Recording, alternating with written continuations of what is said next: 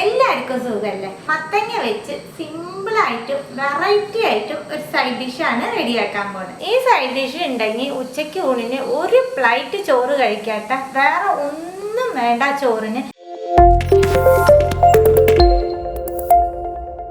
പാനിലേക്ക് 1 teaspoon oil ചേർക്കുന്നുണ്ട്. എണ്ണ ചൂടാകുമ്പോൾ 2 ചുവന്നമുളക് ഇട്ട് കൊടുത്ത് ഇത് വറുത്തെടുക്കാം. മുളക് റെഡിയായി പാനിൽ നിന്ന് മാറ്റുന്നുണ്ട്. 10-12 വെളുത്തുള്ളി ചേർക്കുന്നുണ്ട്. ഇത് നല്ലോണം കളർ മാറി എടുക്കണം. വെളുത്തുള്ളിയും കളർ മാറി പാനിൽ നിന്ന് മാറ്റുന്നുണ്ട്. കുറച്ച് വേപ്പിലയും വറുത്തെടുക്കാം.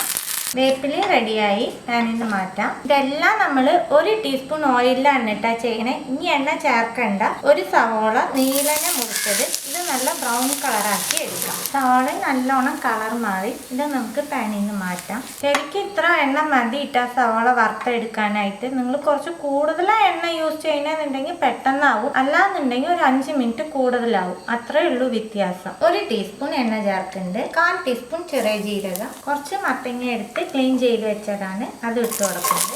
1/4 ടീസ്പൂൺ മഞ്ഞൾപ്പൊടി, 1/4 ടീസ്പൂൺ മുളക് പൊടി, എല്ലാം മിക്സ് ചെയ്ത് കൊടുക്കാം.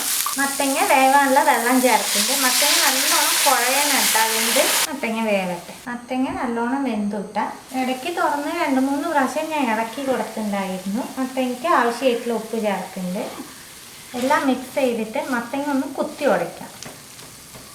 ആക്ച്വലി വെച്ച് തന്നെ ഒന്ന് കുത്തി ഉടച്ചിട്ടുണ്ട് കേട്ടോ. ഈ തണുക്കാനായിട്ട് വെക്കാം. തണുത്തതിന് ശേഷം നമുക്ക് കൈ വെച്ച് ശരിക്കും ഉടച്ചെടുക്കാം. മത്തങ്ങ നല്ലോണം തണുത്തു കിട്ടാം. ഇനി നമുക്ക് എല്ലാ സാധനവും മിക്സ് ചെയ്യാം. ഫസ്റ്റ് മുളകും വെളുത്തുള്ളിയും ഒക്കെ ഒന്ന് ഉടച്ചെടുക്കാം. മുളകൊക്കെ നല്ലോണം ഫ്രൈ ആയി കിട്ടിയാൽ മാത്രമേ കൈ വെച്ച് നമുക്കിങ്ങനെ ഉടയ്ക്കാൻ പറ്റുള്ളൂ കേട്ടോ.